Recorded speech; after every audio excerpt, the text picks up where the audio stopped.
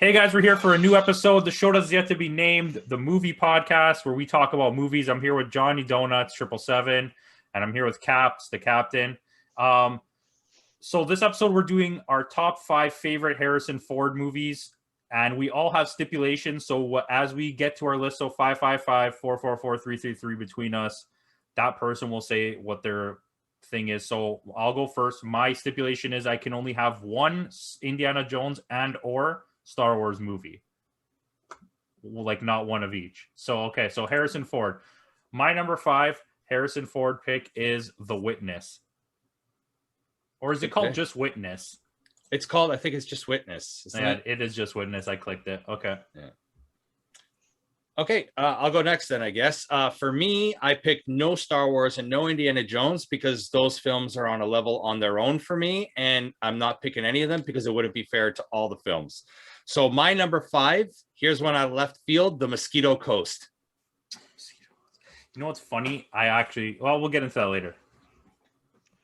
Yeah, my list, all the franchises are pretty much lumped together. So number 5, Indiana Jones. The whole as a franchise. As a franchise. Nice. Okay, franchise. So good call. Number 4 for me is The Fugitive.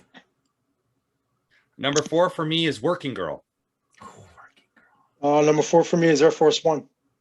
Okay. Number 3 for me is Air Force One. Number 3 for me is Clear and Present Danger.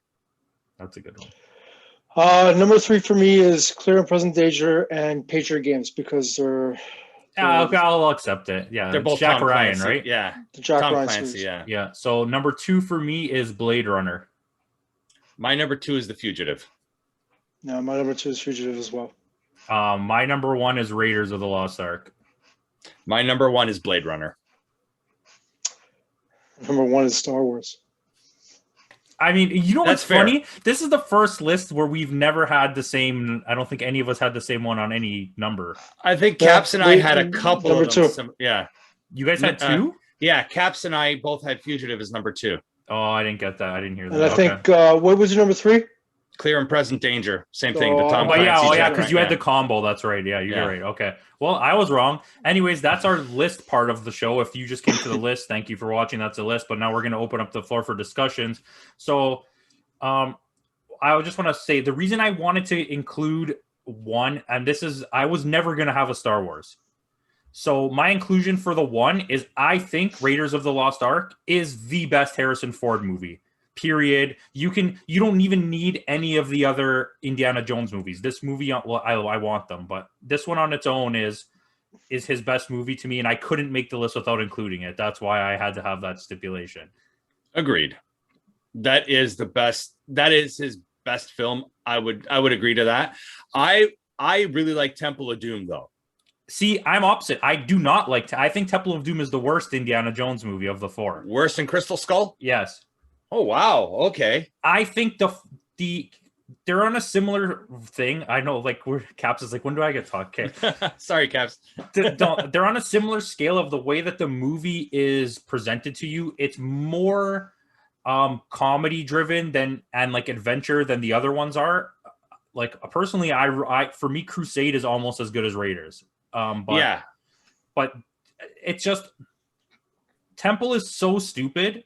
And like I get it, a lot of people like the fun, but like the general story in comparison to Raiders, it's like, what am I watching? It's, to me, it's like it goes a completely different direction, and it's nothing but like how I imagine Harrison Ford, just like super racist and full of stereotypes and womanizing and like abusive. Like very true.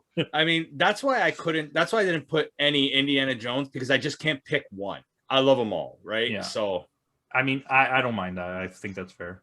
I think that's still going until I think he's making another one soon, right? Yeah. 2022. Yeah. So I think it's just all one continuous story, just like the Star Wars franchise.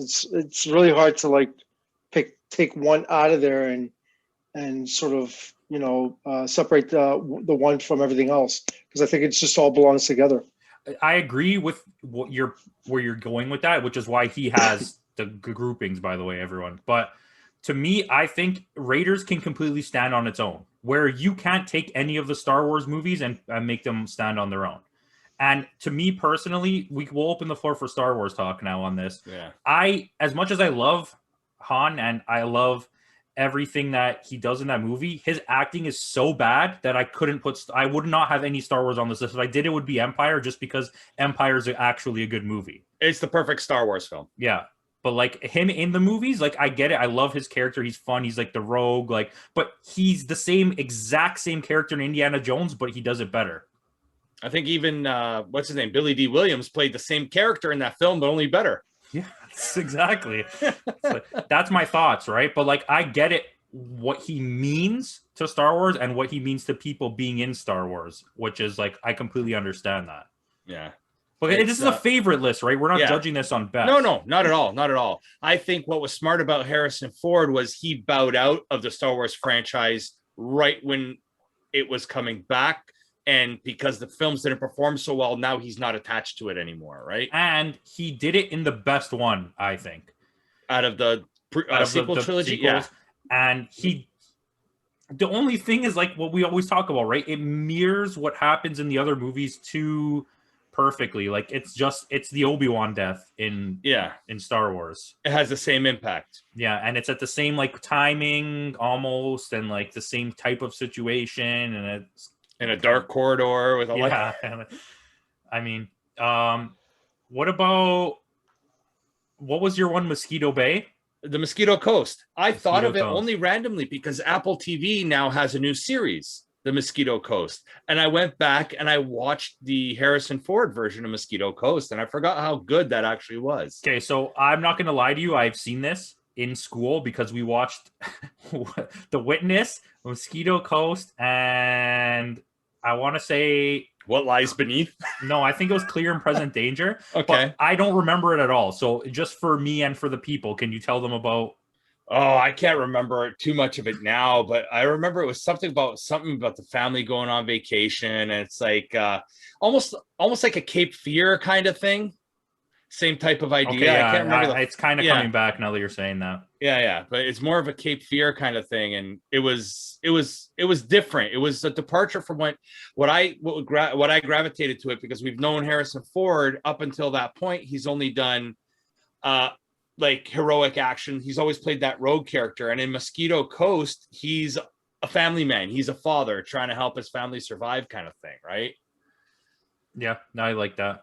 Yeah, so that's why I picked it. Like, it was because of the Apple TV. I thought, yeah, you know what? There's a forgotten gem, The Mosquito Coast. And Working Girl, I had to pick Working Girl because that's such a fun comedy. Like, it's one of those early 80s raunchy comedies. I think Melanie Griffith was in it, and like Sigourney Weaver, I think, was in it too. And that was a pretty good choice. When you said that, I was like, yeah, like Mosquito Bay was just funny because I came across it and I remember watching it in school. I don't know if I would have picked. You probably watched those because they're all based on books, I think. That could be why. My teacher used to just put on movies. I'm going to be honest with you. I do remember it being on the list, but I just don't remember that movie, Mosquito Bay. So I couldn't include it on my list. Yeah. So when you're talking about it, it's like, I just don't remember it. It's that's why I said that one was out of left field. I mean, did we all have The Fugitive? Yeah, we all did have The Fugitive. That is, I think, Harrison Ford's best movie because he plays off of Tommy Lee Jones so well. I think just on pure, and maybe not, because he has a couple of good movies where he actually acts and doesn't just play Han Solo for the whole movie. Right. But I mean, The Fugitive is definitely up there, and it was like the turning point of 80s and 90s action movies becoming like these sort of thriller-esque movies. So then after we got like Eraser and what was Enemy of the State with Will Smith. Enemy of the State. Where action movies kind of took like this thriller spin on it, where it was all like government type things and get out to get you rather than like just like Fighting Tigers with Dennis Rodman. Fighting Tigers with Dennis Rodman. But fighting the government had nothing to do with The Fugitive, though. Well, the government is out to get him. That's a medical company. Yeah, but who's getting him? The U.S. Marshals are out to get him. Yeah, the U.S. Marshals. They are getting. Yeah, well, I guess I could see that, but then also at the same time, they're trying to figure out what exactly happened, when Harrison Ford is pleading his case like he had nothing to do with it. And then they're going into it, and then they're trying to find out what happened. And then it sort of became this whole thing where eventually they sided with Harrison Ford.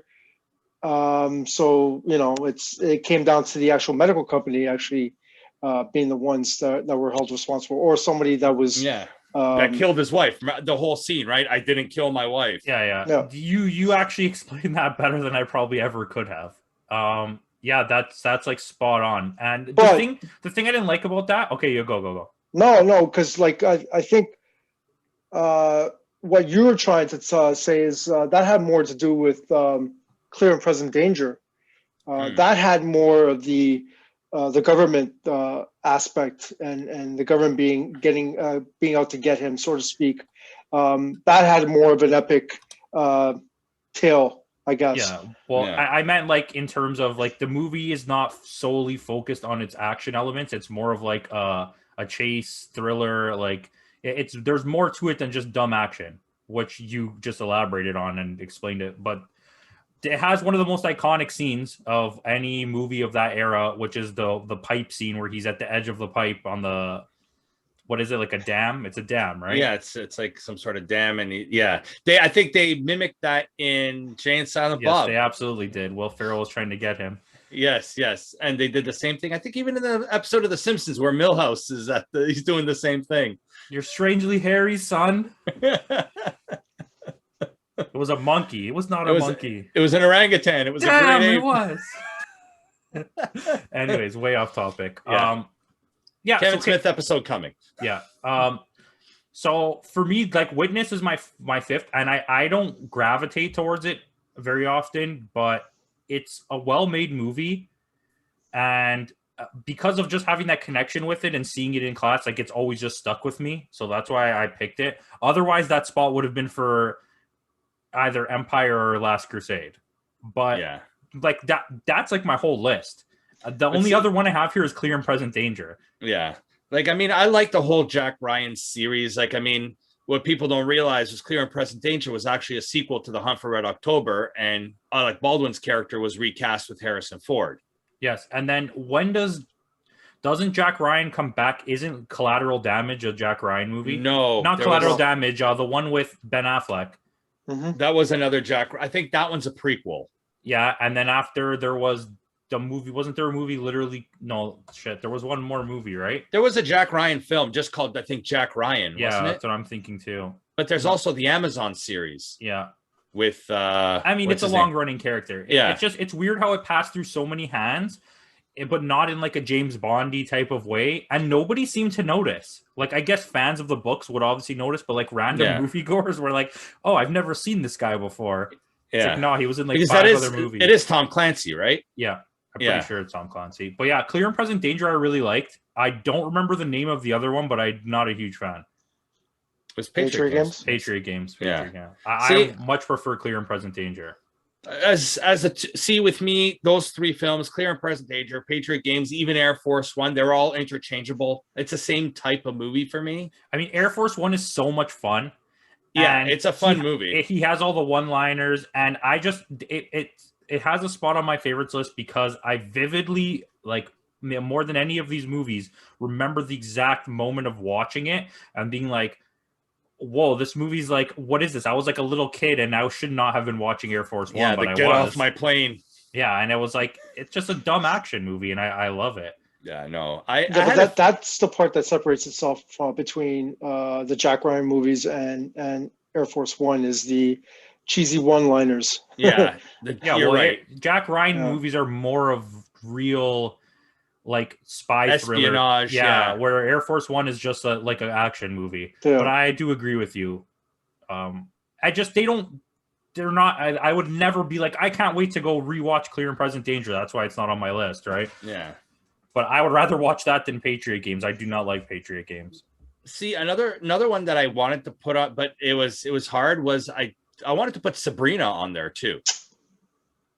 I didn't mind that film. Like, I mean, it's not a bad film. Like, I know it's a remake, but I mean, that's not a terrible choice. I mean, okay, look, if I'm just going based on personal opinions. Like I said, I've just found Yeah. out I'm not really a fan of Harrison Ford, and my list of his movies I like is not long, but that are good. He has a good chunk of well-made movies that like, because there's American Graffiti as Yeah. well. That it's a good film. It's just he's not.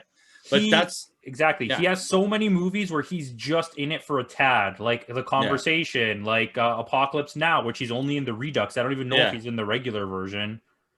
And like, there's a lot of movies like that. Like Frantic is all right. Yeah, Frantic wasn't a bad film. What Lies Beneath wasn't a bad film. What Lies Beneath is pretty good. Oh my god, I have the list. They're just not great films. They're just decent. Yeah.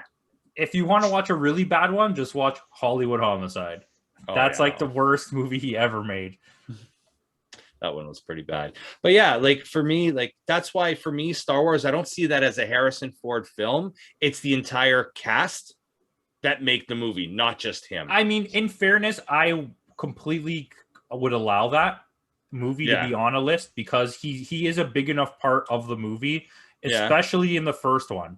Like when he becomes like the entire rest of the movie once he gets there. Well, the whole hound shot first, right? Yeah. And I mean, sorry, go on. I think he played a big enough role in all of them. And you know, like he had an important role. He ended up being the person that Leia falls in love with in the second one. Yep. Third one Thank is God the one for that third one is he's the one that they were going after to rescue. Yeah, I think he had a prominent role in all three, not just the first one. But and the Han and Chewie dynamic was very much like almost like a buddy cop kind of thing. The Han and Chewie dynamic, right? Yeah, and listen, I don't care what anybody thinks. The Solo movie, Harrison Ford list, was good. It's a very well-made action movie. It just doesn't feel like Star Wars. No. But then again, Han Solo's story is not a Star Wars type of story. He's not a bounty hunter. He's not a Jedi. He's not a Sith. He's not even a soldier. He's literally just like a driver. A space pirate. He's a space pirate. Yeah, exactly. And it's like, I understand that. And I feel like, not even to say all fans, because obviously fans know, but a lot of people were just like, I want another Star Wars movie. And when they got that, they were like, well, it has people from Star Wars. Yeah. Like, I mean, like if we're not go way off topic here, but Rogue One wasn't a bad film. I really like Rogue One is in my upper tier of Star Wars. Yeah, Rogue One was especially that Vader scene in the hallway. Like up until that point, Vader was a joke, and like continuing off topic. Yeah, there's only 3 bad Star Wars movies. It's the new one, whatever the hell it's called. Yeah, Rise of episode 1 and 2, and then if you want to count the Clone Wars movie, that is by far the worst Star Wars movie ever. It's so bad that I cannot even look at it again. The animated one? Yeah, it's so bad. Sorry, you said 3? Yeah. 3. Sorry, which new one? The newest one, whatever it's called. Was it the Rise of Skywalker? And then episode 1 and 2. And then I'll count 4. I'll count Clone Wars the movie, but every other one is pretty good. I'll count 5. I guess it's the second last one that was made. Last Jedi. Last Jedi was just garbage. Yeah, but that one you can't really blame it because of the fact that they got somebody completely different to direct and write the film. Like that was all right. Ryan Johnson had no idea what he was getting into. This is the worst part of it too. That's part of the franchise. Yes, but listen to him. You gave this guy full autonomy over the entire franchise, one of the probably maybe the biggest franchise in the entire history of movies. Okay, he in interviews over and over and over and over proved he's never seen Star Wars before. And then you gave him full control, and J.J. Abrams was gone, so there wasn't even anyone to look over it and be like, well, maybe you should do this or this. Then you have Kathleen Kennedy in charge, who doesn't know anything about Star Wars. No, she doesn't. And it's like, thank God they put what is his name, Fellini Dave Filoni and Jon Favreau. But like, to me, the movie there's parts of it, like the second storyline, that are really bad, but it's not that bad of a movie. It's just not a Star Wars movie. It's absolutely it's a not bad a movie. Star Wars movie. No, it's a bad movie. It's not. The treatment of Luke Skywalker makes it a bad movie. But that's what I mean. It's not a Star Wars movie. Yeah, his death. Because it's part of the franchise, makes it a bad Star Wars movie. Yeah, but it doesn't make it a bad movie, is what we're saying. No, it's a fucking horrible movie. Sorry. I mean, you're wrong, but It's I get it. it's a shitty movie. I'm not touching this one because It's a we can all shitty agree movie. that Attack of the Clones Because- is the worst film. Yeah. Because the fact is that once Kathleen Kennedy got involved, then she had this whole idea of what she wanted to do. And They kinda treated just Luke butchered the whole dirty. franchise. I agree that they treated Luke dirty in that film. His death had no meaning in that film. Okay, nothing he does has any meaning in that film, but it's from a certain viewpoint. When you really look at it, it kind of makes sense. But what they still did with him in the long run doesn't make sense. No. So, like the fact that he's jaded and doesn't give a fuck makes complete sense. He's been completely betrayed his entire life. No, What do you mean? doesn't No, make sense have at you all. watched Star well, no, Wars? I feel Have that you? Yeah, Luke not only is the last Jedi who exists. Have you? He's You been watched forced to episode train 6, right? people. No, but you Yeah. watched episode 6, right? Yeah. Return Okay. of the Jedi. Was he jaded then? What But was he this is just like 35 years later. Okay. He had to watch the betrayal from his own nephew who killed all of his friggin' trainees. He doesn't care anymore. He doesn't give a fuck what happens. He became That's a what makes the hermit. whole treatment of it makes it like shit. But that's why the whole he's a thing dummy. is shit. Well, Anyway, let's say this. now that they took over in Mandalorian and we saw Luke in Mandalorian, hopefully they're gonna change the whole sequel trilogy and do a brand new set. I saw in Mandalorian spoilers, I saw a Sega Saturn recreation of what Luke Skywalker looks like. Sega Saturn, the deep fake. Yeah, like it was so bad. At first, it looked really good, but you notice how he's talking and his mouth is like this. So he's not even like opening his mouth. Anyways, well, let's hope Sebastian Stan takes over. let's just hope that that would have been great. Let's just hope they don't let Rian Johnson do any main Star Wars storyline stuff again, and don't do stupid things like the guy who planned out the entire universe and you take him out for the second movie. Like that's really smart. well, all you gotta do is make sure that Kathleen Kennedy doesn't get involved, and She's you want gone. Rian She's gonna Johnson. get fired, She's gone, yeah. or she's gonna get moved somewhere else. Because Abrams didn't do a bad job with the Star Trek revival. No, I didn't mind those films at Force all. Awakens is great. Force Awakens is my second favorite Star Wars movie because it does A New Hope better than A New Hope did it. Yeah, but it also introduces fresh new characters, and then where they took those characters was completely to left field. And okay, we got way off on that's this. Kathleen. That's sorry, Kathleen welcome to Kennedy's, Harrison Ford. Welcome to Star Wars. that's Kathleen Kennedy's influence, pretty much. And that's why she wasn't allowed to touch Mandalorian. And But other than that, you know why. Well, I don't know where you are in this screen, but now you know why we always say that Zack Snyder ruined DC for us, because the way you feel about Star Wars is the way we feel about DC. Mm-hmm. Well, you like Batman too, so I don't even know. But anyways, but who doesn't love Batman as a character? I mean, if Batman was in Star Wars, I might like Star Wars a little bit more. There's go look it up. There's like a Batman Vader mashup. Go look that one. Okay, we'll get off topic. So, Caps, what else do you have on your list that you want to talk about that we have not talked about? I think we talked about all of them, but you guys, I think one of you guys had Blade Runner, and I don't think you guys mentioned it yet. I had Blade Runner. I had Blade Runner as well. I want to kind of put them together because Blade Runner 2049 is also a really good film. Yeah, I will allow that because I will do the same if you do that. But because the only reason I didn't put him is because he's not like the main character. No, but when he does come, he doesn't miss a beat of playing that character. Yeah. But see, that's the thing about 2049. Doesn't that continue off from the director's cut or the definitive cut? It continues off the one that me and you always say we like. Is that the director's cut? That's the definitive edition. Where it doesn't tell you whether he's a replicant or not. Yeah. So okay, that's the one where he takes off. And I think that's why it blends well into the original. So the director's cut has the voiceover or the narration, which is if anyone has never seen that movie, just watch it to see how bad it is. Like it takes a Blade Runner, which is good, and like Harrison Ford just shits on it because he's upset. But does that one end with him being a replicant or not? The director's cut ends with him being a replicant, and then the regular version, he's not a replicant. Right, and same thing with the definitive edition kind of leaves it open for interpretation for yourself. But I mean, that cast was was it Daryl Hannah in that one? Yeah, Daryl Hannah's in it. You have Rutger Hauer. Rutger Hauer. You have Sean Young. Edward James Olmos is the detective. It's a good cast. Sean Young was really big for she was big in the 7 80s. years and then just disappeared. What was she in? She was in Running Man and like a whole bunch of crap. But yeah, she was in a couple of those, like the love interest, I guess you want to, if you want to like call sci-fi movies. But yeah, Blade Runner is so good. Like if you want to see cyberpunk done right, Blade Runner. I agree.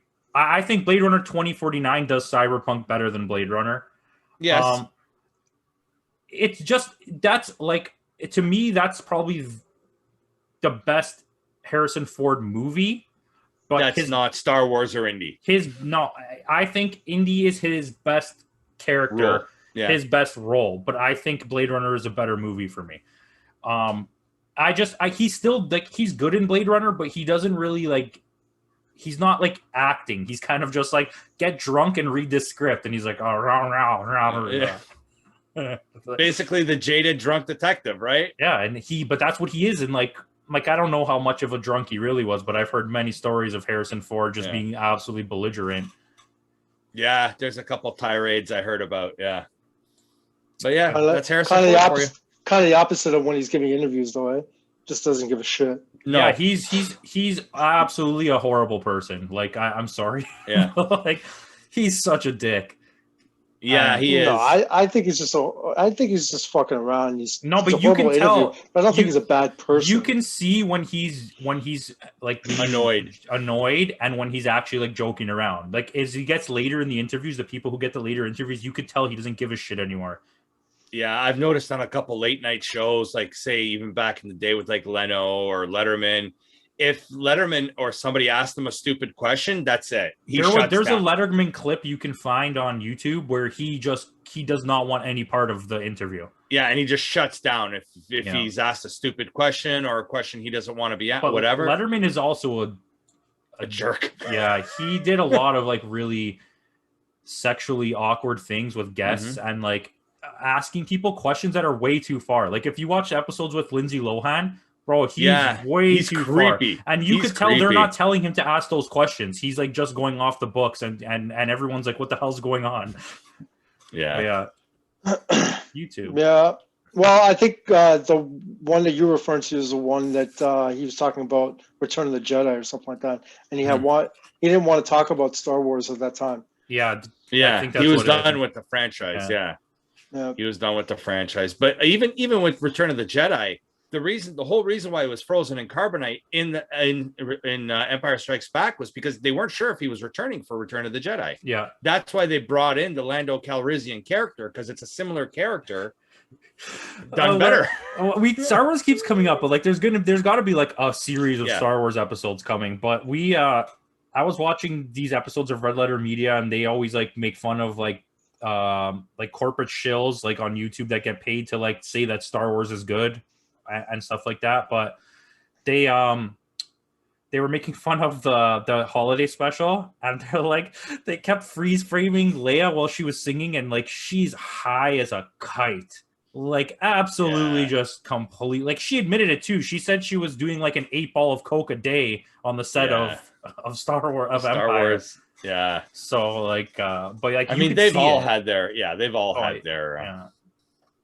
true. demons, I guess. But but Carrie Fisher, R.I.P. She came from a long line of people with demons, though. Eddie Fisher, like her dad, like.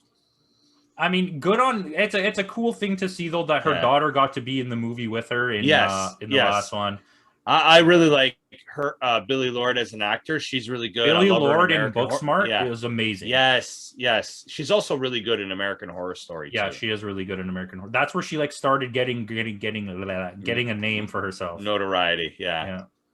But and I wouldn't mind if they do like a Leia prequel and get Billie Lourd as Leia. I wouldn't mind that. I wouldn't mind if you just secretly like were like, hey, we lifted this rock and her daughter was there. Like that's the way Star Wars goes. Yep. Hey, did you know that there was a baby Yoda this whole time? Yeah, well, it was. Poof, he magically appeared. Did you know there's like 15 seasons of animated shows that all have huge major world-changing events in them, and then none of that is mentioned in any of the movies. So, like, hey. Well, I think that's why with Mandalorian, they've gone back and they're going to retcon the whole thing. Well, let's hope. Don't bring Harrison Ford into it. Guys, thank you for watching. Let us know what your favorite Harrison Ford movie is in the comments. And do. Do.